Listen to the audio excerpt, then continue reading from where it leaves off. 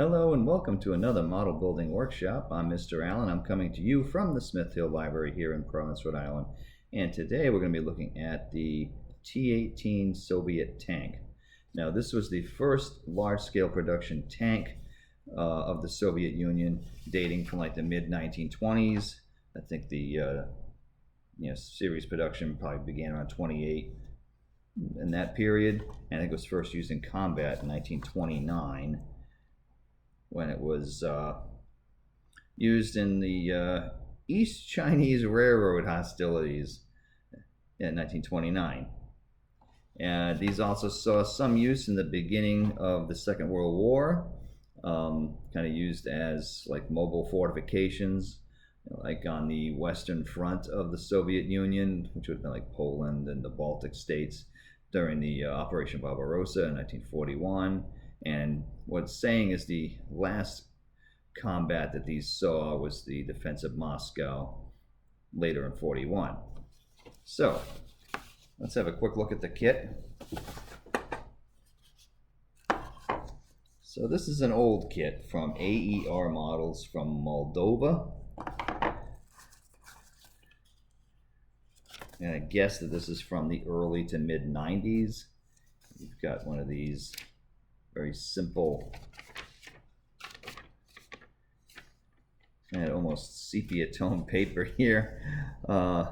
Instruction sheets. It's got a nice photo on the front though. A little bit of a history here in English and in Russian. And here's the instruction sheet, which is a jumble of different blow-up pictures. And on the back it has some painting instructions. Such as it is, just pretty much says it's dark green.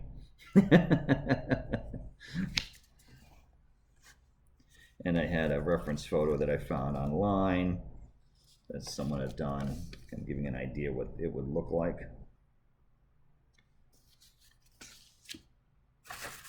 Because it does give, although these are very beat up. Yeah, these are not in good shape at all. I don't know if these are going to work. Very weathered decals, but it does have an interesting set. A group of interesting markings in it. Yeah, some of these numbers are seen better days, so the triangle symbols are intriguing. I'm not holding my breath that any of that's going to work. There's also some writing in red here, which makes me wonder if that was for a whitewashed vehicle, but it doesn't really say. It says the decals were printed in Ukraine by Fresco, so that's interesting. Also refers to it as the T-18/MC1, or I think MS1 as it was known as well, using our alphabet. So two different designations. Did find that the instruction little cartoon was kind of fun here at the like they're working in an assembly plant. So looking at this instruction sheet, this looks like this could be a challenging kit. A lot of small parts. Looks like some complicated assemblies. It's hard to tell. We'll find out when we start assembling it, right? But it looks like it could be a headache, but who knows? Sometimes a good challenge is good for the spirit and soul, right? So the detail is, well, it is. And this is not uncommon for Eastern Bloc kits from the early 90s. I mean, it's got the rivet details there.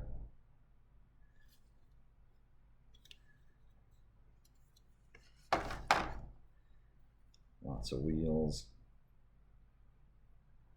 other suspension pieces.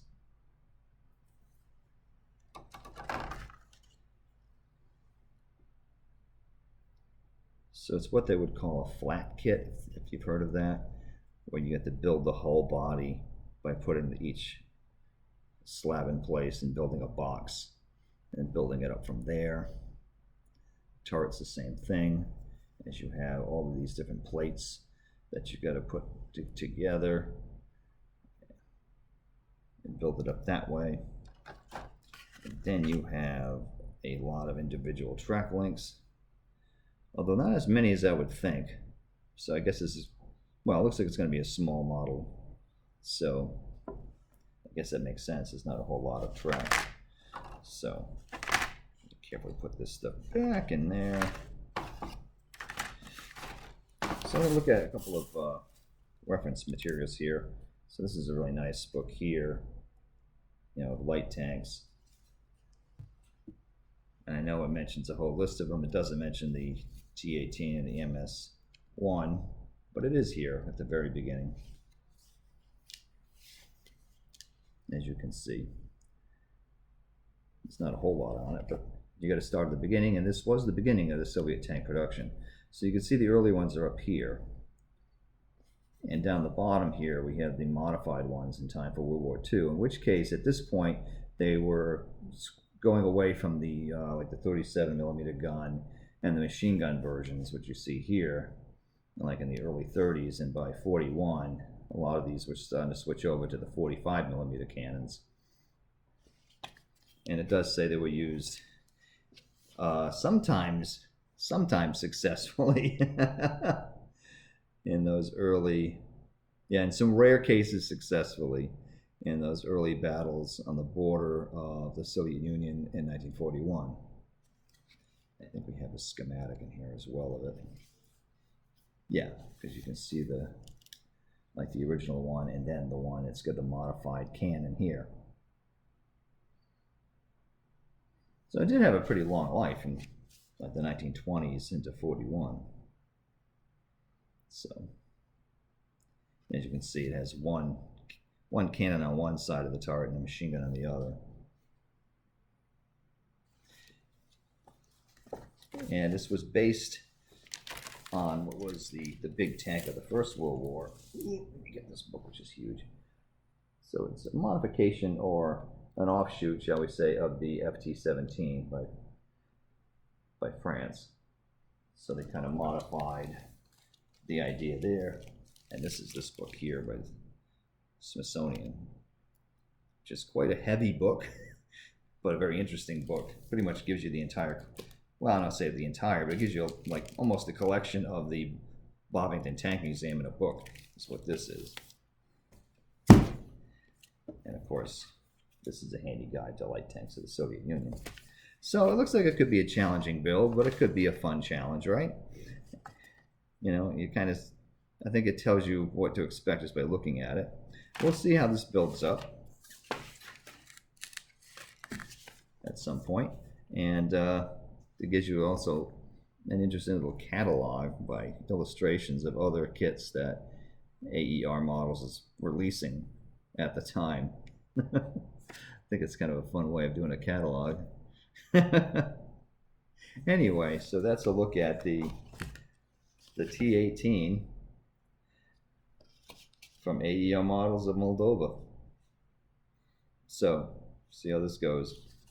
All right, folks, have a good one. Keep on building and stay warm and dry. Okay, we'll see you soon. Bye.